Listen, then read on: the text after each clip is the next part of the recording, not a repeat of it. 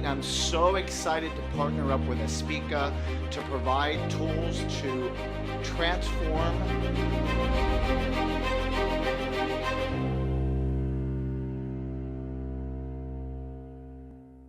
Hi, I'm Chris Lee, and I'm super excited to partner up with ASPIKA to bring some incredible tools that will support you in having a better quality of life so that all your dreams can become reality. Many times we have a dream, we have a vision, we have a goal that we want to accomplish, but there are setbacks along the way. As a matter of fact, it would be very strange not to have a setback. Every goal that I've accomplished has brought all kinds of setbacks and all kinds of challenges. What's a setback? A setback is when life throws a curveball. A setback is when you don't expect something to happen and it happens. A setback is a breakdown. A setback is when you promise you're going to do something and you don't do it. Like you tell your mom you're going to clean up your room, or you tell your friend you're going to have lunch with them at a certain time and you don't show up, or you don't clean up your room, or you don't do what you say you're going to do. And so that's a setback. Or when life throws a curveball, when you don't expect, like the pandemic. The pandemic has been a massive curveball for everybody, that has required all of us to adjust what we're doing, to shift our lives. And so I want to bring to you 7 keys to turn any setback into a comeback, any breakdown into a breakthrough. And so the first key, when there's a challenge, when there's a setback, is to acknowledge it.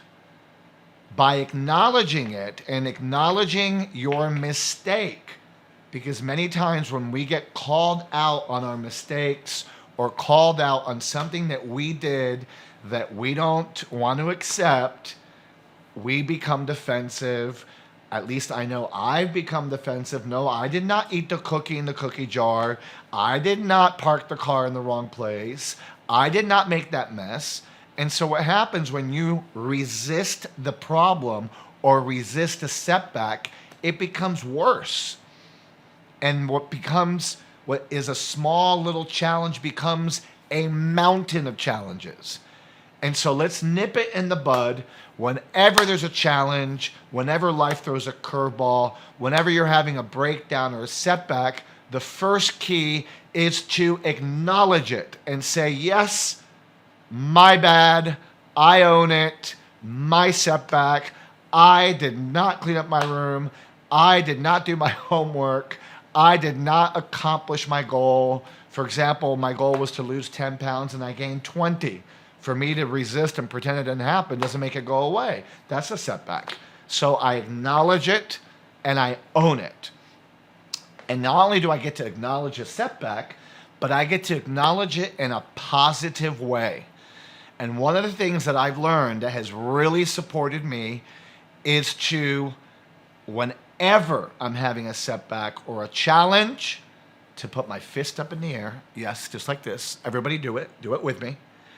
And you're going to pull down with a big smile and say the word yes. Let's practice. Okay, I lost my car keys. Yes. I didn't do my homework. Yes. I forgot to show up on time. Yes. There's traffic. I didn't expect it. Yes. The pandemic. Yes. No matter what it is, I get to give it a yes.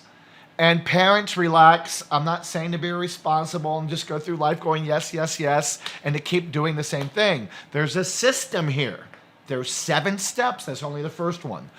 But the reason why I'm saying to say yes and to acknowledge the breakdown in a positive way is because our tendency is to resist or to react or to feel really, really, really bad. We feel like we're losers. Yeah, I failed the test. I'm a loser. I lost my keys. I'm a worthless. And we tend to go negative on ourselves. And that negative energy doesn't allow you to turn the setback into a comeback, which is why I'm famous for this. Whenever there's a breakdown or a challenge or a setback, I say yes. I've taught this to Olympic athletes. I've taught this to Miss Universe. I've taught this on television. I've taught this to the biggest business owners in the world, and I'm teaching it to you. Remember, any challenge, any breakdown, any problem, somebody screamed at me, yes. Somebody called me stupid, yes. No matter what, because I'm not going to give them my energy. I don't want to give the setback any energy. I want the energy, and I want to use it and turn it into my comeback. So once again, first step to turn a setback into a comeback is to acknowledge it with a yes. Step number two. Step number two is to take responsibility. What does it mean to take responsibility? It means to learn from the setback. So if I promise to lose 5 pounds and I gain 10, yes, now let me take responsibility. I need to watch what I'm eating. I need to do more exercise, etc. If I fail a test, yes, now let me take responsibility. I need to study more. I need to ask for support. I need to do things differently. So it takes me looking at, how did I create this? Or if I didn't create it, because sometimes setbacks aren't your fault. For example, there's traffic. Yes. Now, since I didn't create the traffic, what can I learn from this? So every setback can become a learning opportunity. So step number two is to take responsibility and ask myself, how is this setback going to teach me something? And I can tell you that the setbacks in my life have led me to the biggest successes of my life because I learned from them. And to me, the setback is actually a blessing when I learn from it. It's no longer a curse. The third step in transforming any setback into a comeback is to forgive myself, because I am, admit it, who is the king and the queen of beating themselves up? I am the king of beating myself up. Whenever I don't do something right, whenever I make a mistake, whenever I lose my keys or I lose my wallet, I am feeling horrible. And I'm saying, oh my God, you're so stupid and you're an idiot and you're a jerk. And I'm telling you, I go crazy on myself. And that doesn't produce anything. So it's important for me to forgive myself. Whenever I have a mistake, whenever something happens, I forgive myself. And if I'm not the reason for the setback, and it was your brother, your sister, your mom, your dad, the teacher, forgive them. Yes.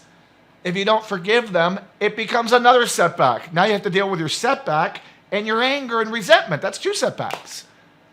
We have enough to deal with. So forgiveness, to me, is a very important process and an important step, because it allows me to take that energy and turn it into solutions. So once again, 7 keys to turn setbacks into comebacks, breakdown into breakthrough.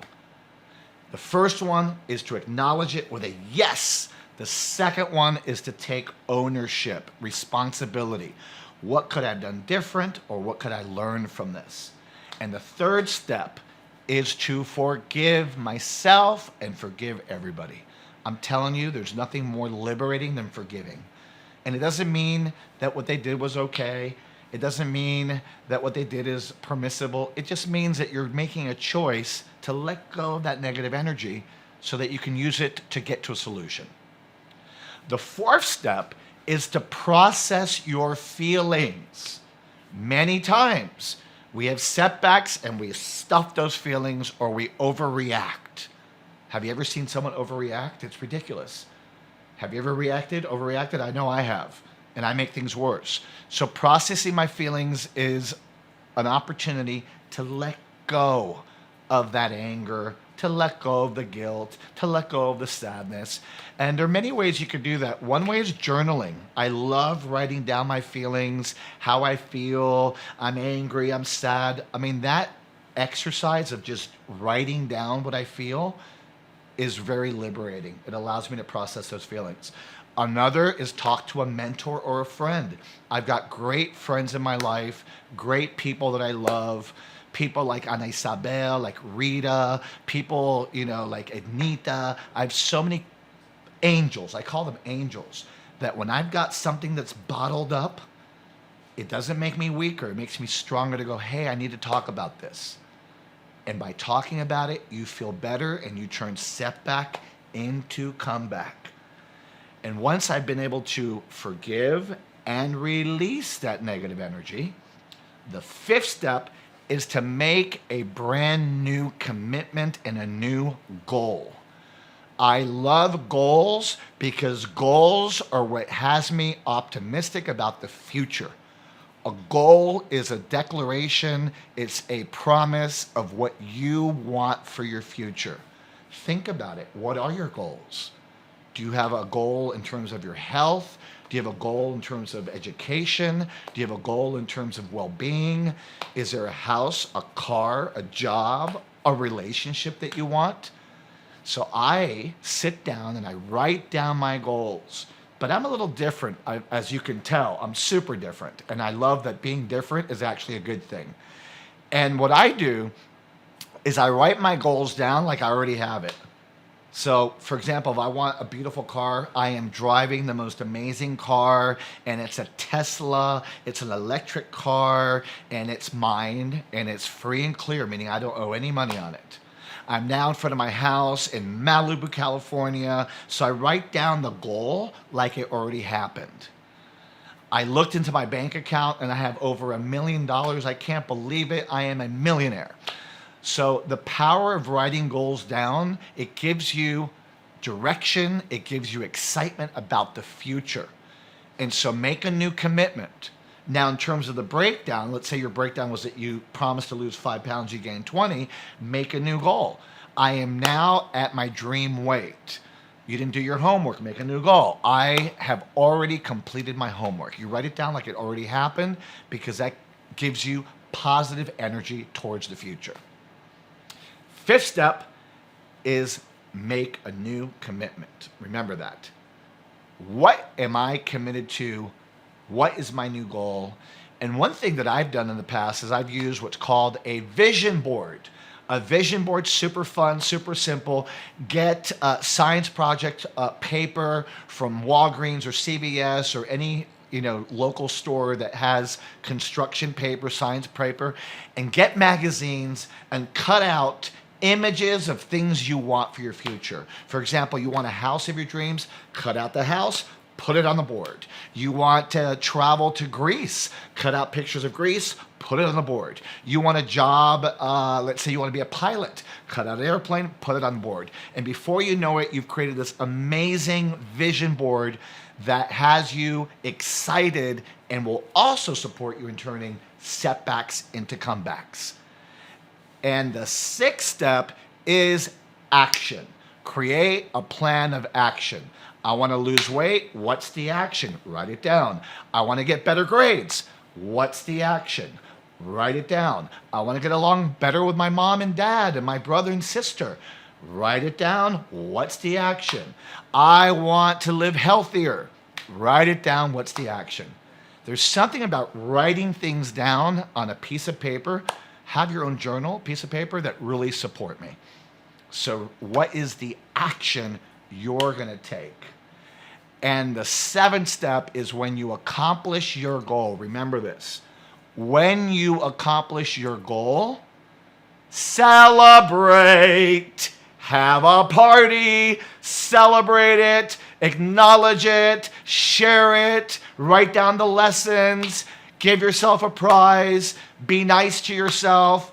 Take the time to acknowledge that you accomplished something. Give yourself that gold star that you deserve and share it with others, because we get to celebrate our accomplishments. Parents, those of you watching this, you also get to celebrate your accomplishments. Teachers, we don't do that enough, do we?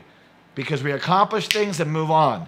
Take the time to celebrate your accomplishments, because if you don't celebrate you, who will? And if you get to the seventh step and you still haven't accomplished your goal, guess what you'll do? Go back to step one, and what do? Yes! I promised X again, and I still didn't accomplish it. Yes! Why yes? Because there's a blessing, there's an opportunity, because at least I found a way not to do it and I could go again. Remember, persistence is choosing the goal over and over and over. And so if you don't accomplish it, it's not the end of the world. Acknowledge yourself for at least going for it. Sometimes you have to go through these 7 steps 7 times or more to accomplish your goal. But then when you accomplish it, it was so worth it. And finally, I want to say that you are a gift. And just because you're different doesn't mean that you're less. It actually means that you're more. There's more of you. There's a bigger heart. You're special. You're unique. And every one of us is a gift. And I believe that our Creator, our God, did not make a mistake with us. So instead of feeling bad about your difference or bad because you're not like other people, what do we learn? Say, I am different. Yes. Cannot wait to see you in the future. Count on me. You matter. I'm here to support you 100%. Blessings to you. And remember, trust your process. What does it mean to trust your process? Know that no matter what you're going through, no matter what health challenges, relationship challenges, financial challenges, self-worth challenges, it's all yes moments. And to be able to trust the process, you get to transform fear, which is that Steven Spielberg screenplay that talks to you, that says everything is horrible, it's going to get worse. You know how we have that little voice that talks to us, right? That inner critic. Transform that into faith, which is the other side of us, which is the positive voice that says, I got this. I'm special. I'm unique. I matter. This will turn around. Many blessings to you and a big hug to every one of you.